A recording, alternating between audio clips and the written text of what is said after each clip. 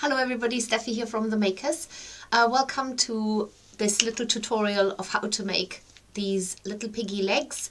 It's another method of how to needle felt legs, so you don't have to use them for a piggy, but of course they are in support of our little teacup pig for our May 2023 Makers Box, an anniversary box, 6 years of Makers Boxes, number 72 this one is, and the little legs are made separate to then be attached to the main body of the piggy.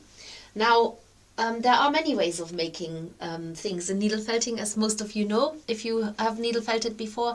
And this is just one way of making a leg. And the design, the teacup pig was designed by Colette, so I thought it would be good to show you her way of making legs. Right, so for this you will have hopefully some of the flesh pink wool that comes in your Makers box, and then you also have some dyed black wool. These are the two only types of wool that you will need for this. You will portion them out as it says in the instructions, but if you're using this tutorial for anything else in the future, then obviously choose your colors and choose your portions as you please. Now in our instructions we have a template, because that's always really useful to know what sort of size you're aiming for, even though we do say the measurements in centimeters as well, and there's on our left hand side of the instructions there are always centimeter measurements on each page, but you might want to do it a different size, of course, if you're using this tutorial for anything else in the future. However, for our little piggy, we're doing as follows. So I've got a front leg and a hind leg here. Now the template only shows one leg size, which is pretty much what the front leg looks like. So the hind leg is just a tiny bit shorter, but if it isn't, it really doesn't matter. What does matter is that the hind leg has a slightly thicker bit at the back. So you could start making the leg and then see where you go with the size and then decide whether it's going to be a hind leg or a front leg. In any case, you will need some black wool to start with, and it needs to be about 10 centimeters long and 3 centimeters wide. Now I'm using my earth friendly felting mat, and I've actually chosen to use the firm base as the top because it gives a little bit more resistance when you stab straight into it. Now for this part you will be using your coarse needle, which is our white top needle if you're using a standard needle. And the way to start with the leg is that you're gonna needle felt a strict line sort of along the middle, like this. So straight in, straight out, just a line along the middle. And then you're going to slowly but surely build that leg into a firm little sausage shape. And to do this, you will start folding in one side, felt it down, and then you're folding in the other side. Now at this point it might be good to lift the shape off. So you're rolling it lengthways, basically the wool, and with every roll with every folding over, you felt it down so that you get a nice solid little sausage shape. Ignore the wispy ends at the moment. we look at them in a minute. One end will make the trotter, so that will be shaped in a minute, and the other end can stay wispy. So just get that felted down really nice and firmly. So we're stubbing quite deep into the wool. It sort of fastens into the felting mat. Remember, if you're using our earth friendly felting mat, you can always clean it with one of these handy rubber brushes that you can buy from our website. So or you can alternatively lay a piece of felt over the top, which we also sell at our website, to protect it. I sometimes do this. Eventually the felt gets actually thinner and thinner and thinner, and it will disintegrate. So the wool mats don't do that. The earth friendly felting mats, they just keep going and going and going and going. The top mat might get slightly out of shape, but the bottom mat will just continue to be what it is now. Right, so when you get to that point where you've made a relatively solid little leg here, you're going to work on one end, and I think I'm going to work on this end. So felt into the end, short end, whilst you're neatening up the area at that part. So you want to get like a quite a sort of squarish finish here at the end of the leg. And I'm going to felt into this part here first, and then I'll felt around the edges. Now mind your fingers when you are pointing the needle towards your fingers.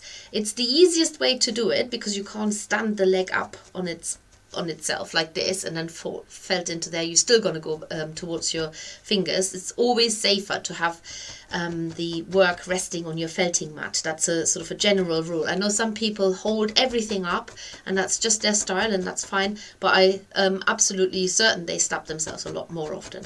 So felt into that end and firm it up so that you have a nice squarish trotter at the end. And when you've done that it's firm enough so that you can actually feel a firmness there, then you're going to change your needles. Now you're going to a fine needle. Now you can work this over a little bit. The fine needle will just condense it a little bit faster because you won't go so far into it, but basically we're going to use the fine needle once we're starting with the pink. Now with the pink you're going to take another sheet of the pink wool. So this end is wispy now, this one is nice and firm. Take a sheet of the pink wool. In the instruction it tells you how to portion out your wool, so go with those portions. And you need, I'm just going to remind myself, you need for the leg, for the pink, it's about 10 centimeters long. I think that's the main thing, that you've got it 10 centimeters long. And remember, use your tape measure on the side here. And because you have a certain wool portion, it will be the size that it will be. And then you're going to lay the leg, the black inside of the leg, onto the pink so that it sticks out by about 1 to 1.5 centimeters. So it goes beyond the pink wool. Now this is not how I would normally do it. I would use the pink and wrap it around it that way. But I can see why Colette has chosen to do it the other way, because it gives it a slight wispy finish at the end of the trotter, where it looks like the coarse hair of the piggy is sort of slightly falling down into the trotter, which is what it actually does.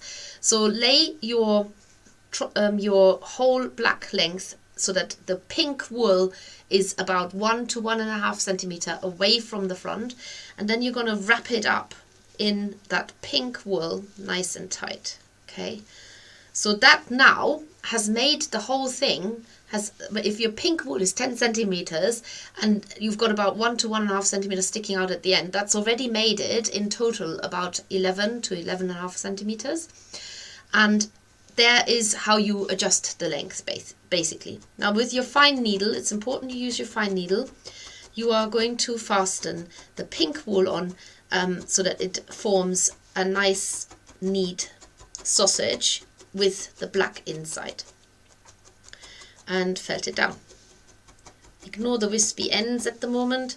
Just keep turning it and felt it down. Now if this has happened, what happened with me, you can either sort of stretch the wool out or just take a wisp of a bit of spare pink and then lay it down and colour that in as well. You can do this at the very end, you don't have to do that at the beginning. And felt the wool down onto the black. Now some of the black fibers might come out at the other side because you're literally pushing the pink into the black, but then you're also pushing the black through the pink on the other side. So if that happens, don't worry too much about it, because our little pink piggy has got lots of random patches everywhere, so it will just add to the in fact you're going to add some of the black patches on there anyway, but it will just add to the decorations on later on. To avoid any of this happening is by stabbing at a shallow angle so that you're not coming out at the other end at all. Now you will need a little time to firm this up, but it's well worth working it slowly because the fine needle actually does more work than what you think it does. It will fasten the wool down, but it will also firm it up quite quickly. Sometimes it works better to use a fine needle, even though you could still fit a coarse needle, because if you're putting a coarse needle in, it's a little bit like using a sledgehammer to hammer in a nail in the wall, when you actually need a little bit more control and finer work happening here, which is exactly what we're doing.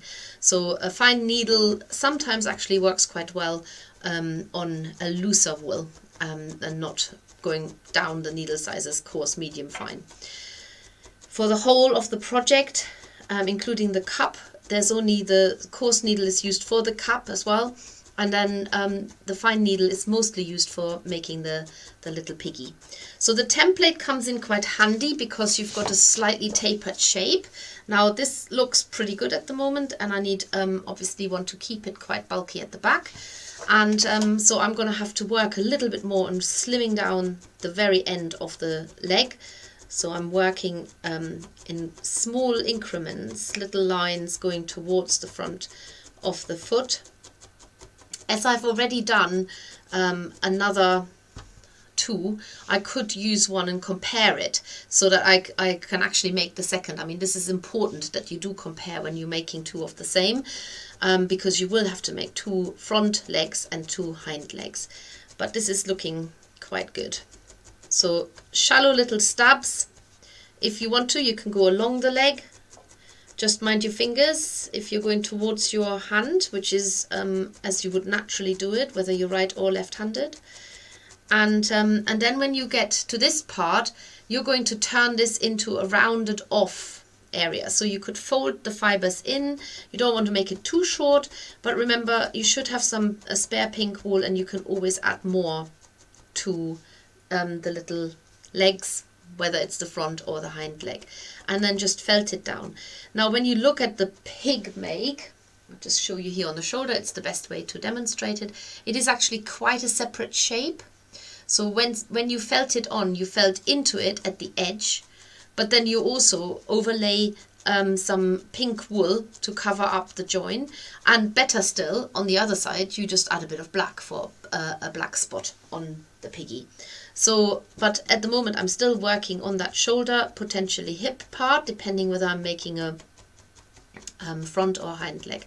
But it is quite a nice way to make a sturdy leg. There are many other ways, as I said. One of them that we used on our Daisy cow, which is using the structural core to make a leg. But there are also many other ways of achieve a leg shape and how to make legs, including adding wire into it, as we did with the moon gazing hair. A lot of the techniques you find on our YouTube channel. We have a very extensive playlist that we're adding to all the time, so there will be many more techniques coming into the playlist, but this is right now, this is for all the month of May 2023 and exclusive for our subscription boxes and subscribers, and of course it's number 72, the Teacup piggy. If you're watching this in the future and you really want to make a teacup pig, then and we might not have this as a kit or as a pack, then you can always purchase the downloadable PDF from our website. We make them available straight after the makers boxes are finished. They always run for 1 month, and the ingredients are quite simple. It's literally just for making the pig, it's just the pink and the black.